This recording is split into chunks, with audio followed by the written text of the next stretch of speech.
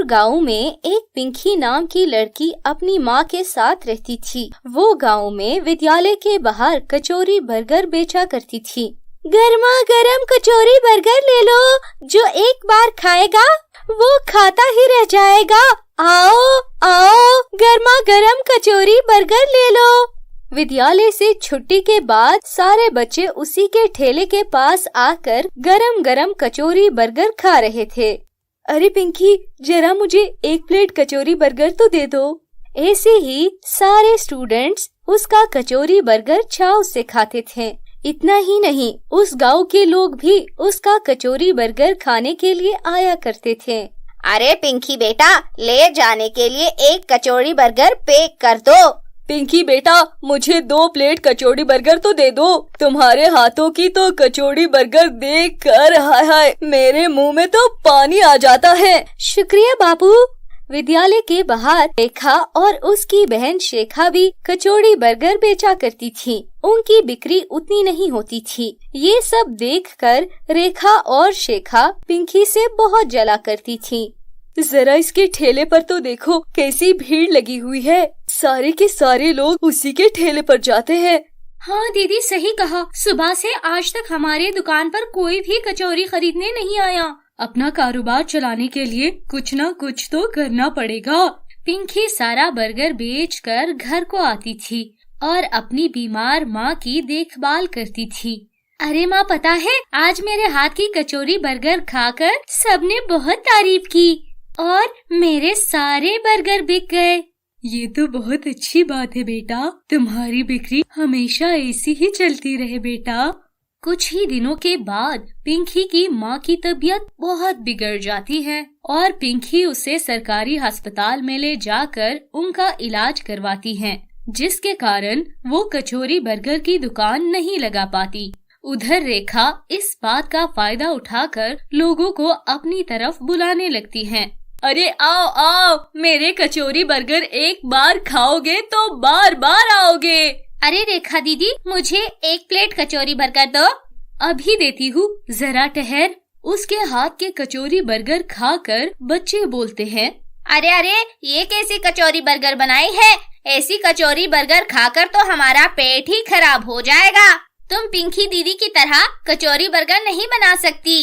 रेखा के हाथ की कचौरी बर्गर किसी को भी पसंद नहीं आई। उधर पिंकी की माँ बिल्कुल ठीक होकर वापस घर को आ जाती है और उसके अगले ही दिन पिंकी अपने बर्गर का दुकान लगाती है। गर्मा गर्म कचौरी बर्गर ले लो। बच्चे पिंकी को देखकर दौड़े दौड़े आते हैं। अरे दीदी, आपके हाथ का कचौरी बर्गर खाने के बगैर हम सबको अच्छा नहीं लग रहा था। चलो चलो, आप जल्दी से कचौरी बर्गर दे दो। देखते ही देखते वहाँ सारे गांव वाले और बच्चे कचौरी बर्गर खाने आ जाते हैं, जिसे देखकर रेखा कहती है, जरा देखो तो सही, मेरे हाथ की कचौरी बर्गर तो किसी ने नहीं खाई। और ये पिंकी के आते ही उसके ठेले पर इतनी भीड़ लग गई। इसे तो मजा छकाना ही होगा। रेखा पिंकी को सबक सिखाने की योजना बना लेती है और वो मौका देखते ही पिंकी के कचौरी बर्गर में दवा मिला लेती है, जिसे खाकर लोगों के पेट में दर्द होने लगा। अरे ये क्या, पिंकी का बर्गर खाकर तो मेरे पेट में दर्द होने लगा है। अरे हाँ, आपने सही कहा, मेरे भी पेट में दर्द होना शुरू हो गया है। अब तो इसको यहाँ से भागना ही होगा। हाँ हाँ, अब तो इसको यहाँ से भगाना ही होगा। इसकी कचौड़ी बर्गर खाकर बच्चों की तबीयत खराब हो गई तो। गांव के लोग पिंकी को वहाँ से भगा देती है और पिंकी अपने ठेले को लेकर रोते रोते वहाँ से चली जाती है। ये सब देखकर रेखा बहुत खुश होती है। अब आया ना ऊंट पहाड़ के नीचे। बड़ी आई थी कचौरी बर्गर बेचने वाली।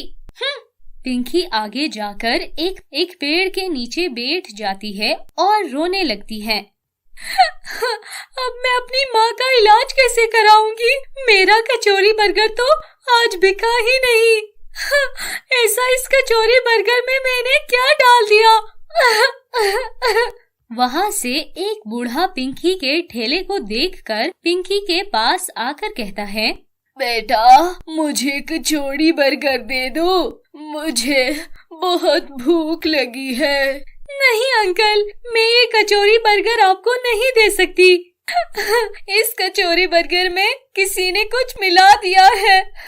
क्या करूं बेटा, मुझे बहुत जोरों की भूख लगी है। मैंने जब ये ठेला देखा तो तुम्हारे पास खाने के लिए आ गया। नहीं अंकल, ये कचौरी बर्गर आप मत खाइए, मेरे पास 50 रुपए है, ये लीजिए और कहीं और जाकर कुछ और खा लीजिए। उस बूढ़े को पिंकी का व्यवहार बहुत अच्छा लगता है और वो बूढ़ा उस कचौरी बर्गर की तरफ देखकर अपना हाथ उठाता है जिसमें से कोई रोशनी निकलती है और वो जादू करके वहाँ से चला जाता है। ये बात पिंकी को पता ही नहीं चलती और वो घर जाकर अपनी माँ से कहती है, माँ, आज मैं कचौरी बर्गर नहीं बेच पाई। मेरे कचौरी बर्गर में कुछ मिलावट हो गई है जिसके कारण लोगों के पेट खराब होते जा रहे हैं, इसलिए मुझे वहाँ से भगा दिया गया। क्या कचौरी बर्गर में मिलावट? जरा मुझे खिला तो मैं भी तो देखूं इस कचौरी बर्गर में क्या मिलावट है। पिंकी वो कचौरी बर्गर लाकर अपनी माँ को देती है। जैसे ही वो कचौरी बर्गर उसकी माँ खाती है, उसके सेहत में सुधार आने लगता है। देखो, इससे मुझे कुछ भी नहीं हुआ, न तो मुझे पेट में दर्द हुआ और न ही मेरी तबीयत में कोई खराबी आई। अरे क्या माँ, तुम सच कह रही हो? ये सब देखकर दूसरे दिन पिंकी कचौरी बर्गर बेचने के लिए वापस ठेला लगा लेती है। पिंकी, जरा कचौरी बर्गर दे दो। ठीक है, अभी देती हूँ। वो आदमी जैसे ही वो बर्गर खाता है, उसके पेट दर्द की बीमारी एकदम ठीक हो जाती है और वो आदमी पिंकी से कहता है, अरे ये क्या पिंकी बेटा, तुम्हारा कचौड़ी बर्गर खाकर तो मेरे पेट का दर्द एकदम ठीक हो गया। ये बात पूरे गांव में फैल जाती है कि पिंकी के पास जादुई कचौरी बर्गर है जिसे खाकर सभी की बीमारी दूर हो जाती है और उसके बाद सभी गांव वाले पिंकी के पास आते हैं बर्गर खाने के लिए। अरे पिंकी पिंकी, मुझे भी कचौड़ी बर्गर खिला दो, तुम्हारा कचौड़ी बर्गर खाकर मेरे कमर का दर्द ठीक हो जाएगा।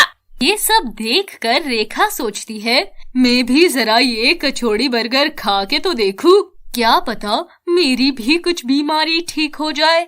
अरे जरा मुझे भी कचौड़ी बर्गर खिला दो। रेखा वो कचौरी बर्गर जैसे खाती है, उसके पेट में जोरों से दर्द होने लगता है। वो समझ गई कि उसने गलत किया, इसीलिए इस बर्गर का उस पर उल्टा असर हुआ। सारे लोग कचौरी बर्गर खाकर बीमारी से छुटकारा पा लेते हैं। ये बात पिंकी को समझ नहीं आ रही होती। फिर एक दिन बूढ़ा फिर से पिंकी के पास आ जाता है। पिंकी बेटा, मुझे 50 की कचौरी बर्गर दे दो। अरे अंकल, आप वही हो ना जो उस दिन मुझसे कचौरी बर्गर लेने आए थे ना? जो उस दिन कचौरी बर्गर खराब होने की वजह से मैंने आपको नहीं दिया था ना?